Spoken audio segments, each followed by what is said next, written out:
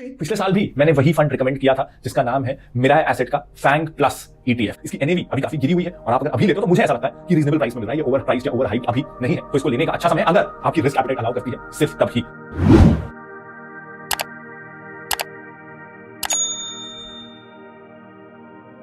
आज हम बात करने वाले हैं एक ऐसे ETF के बारे में जो फ्यूचर में मल्टी बैगर रिटर्न दे सकता है और इस ETF को प्रांजल कामरा ने भी रिकमेंड किया था।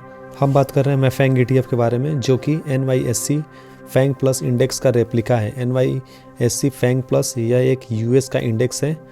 फैंग यानी कि फेसबुक, अमेजन, नेटफ्लिक्स, गूगल यानी कि अल्फ़ाबेट। ये टेक्नोलॉजी सेक्टर की दिग्गज कंपनियां हैं और 2017 में इसमें एप्पल को भी इस इंडेक्स में जोड़ा गया था। जैसे इंडिया में निफ्टी 50 इंडेक्स है, वैसे ही फैंग प्लस इंडेक्स US का है।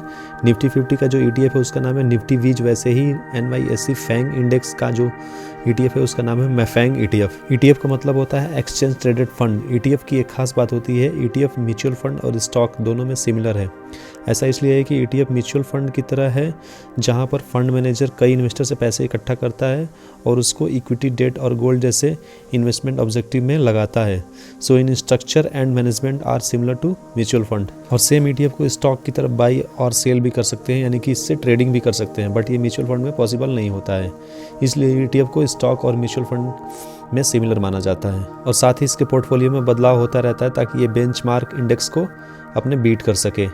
इस ETF में टोटल 10 कंपनी हैं और ये कंपनियां ऐसी हैं जो हमारे लाइफ का पार्ट है और ये कंपनी ऐसी है जो ग्लोबल इनोवेशन में लीडर्स हैं। लाइक सोशल मीडिया में फेसबुक, अमेजन है ऑनलाइन शॉपिंग के लिए, मोबाइल प्रोडक्शन के लिए एप्पल है, नेटफ्लिक्स है ऑनलाइन स्ट्रीमिंग के लिए, कार मैन्युफैक्चरिंग के लिए टेस्ला कंपनी है और माइक्रोसॉफ्ट है सॉफ्टवेयर प्रोडक्शन के लिए।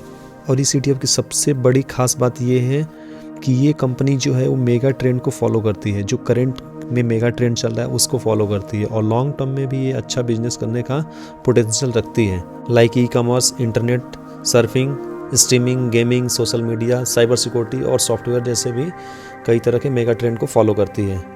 इस ETF में जो 10 कंपनी है वो कंपनी वर्ल्ड की जो टॉप 50 कंपनी है उसमें से 8 कंपनी इस ETF में है और ऊपर की जो 4 कंपनियां हैं वो इस ETF के ही कंपोनेंट्स हैं। जैसे एप्पल, अल्फ़ाबेट, अमेजन और माइक्रोसॉफ्ट, ये टॉप की 4 कंपनियां हैं जो टॉप 50 कंपनी है वर्ल्ड की।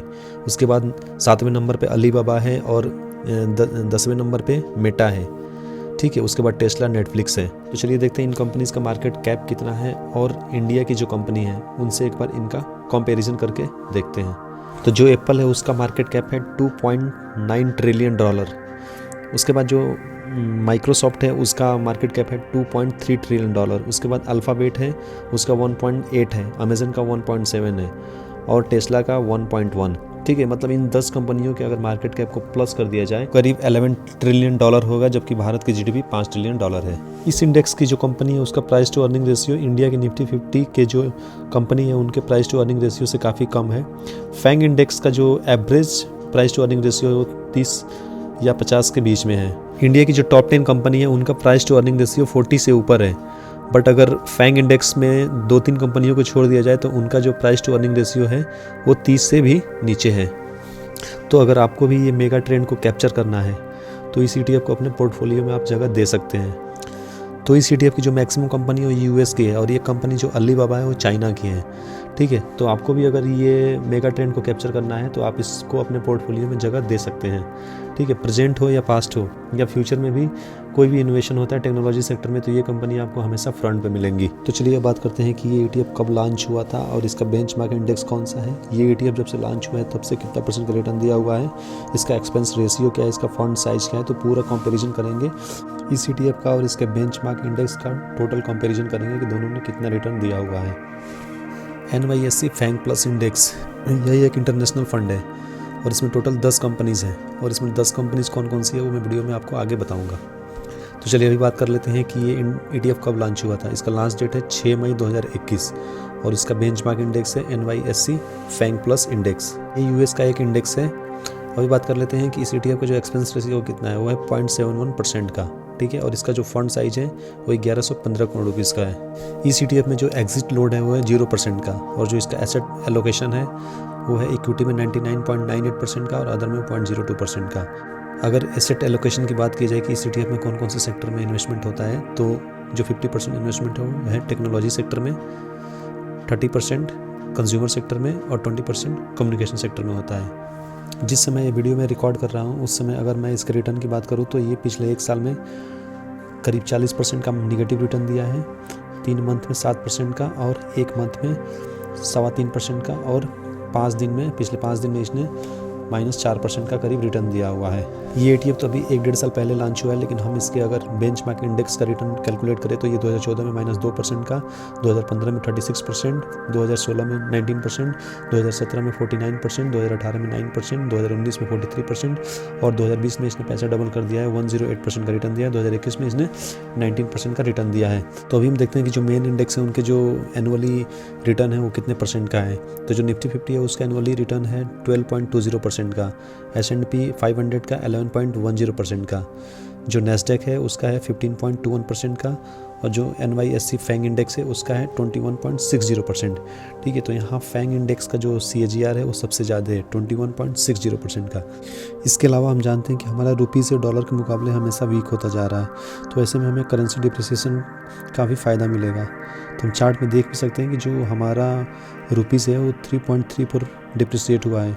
तो आप देख सकते हैं कि इसके कारण हमारा जो रिटर्न है वो काफ़ी ज़्यादा हो गया है।